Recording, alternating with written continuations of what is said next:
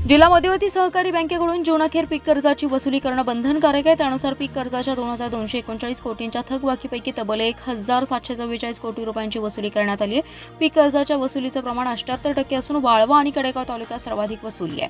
दुष्काळी जत तालुक्यातील 444 कोटींपैकी 246 कोटी रुपयांची वसुली करण्यात यश आले। जिल्हा बँकेकडून शेतीसह बिगर शेती कारणांसाठी कर्ज वाटप केलं जातं।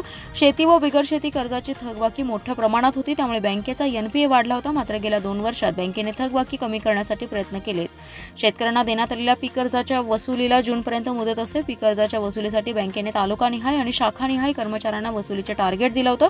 थकबाकी न भरणाऱ्यांवर बँकेकडून कडक कारवाई करण्याचा इशारा देण्यात आला होता। पीक कर्जांपैकी जुनी आणि चालू मिळून सुमारे 2237 कोटी इतकी थकबाकी होती। त्यापैकी 1744 कोटी इतकी जून अखेर वसुली झाली।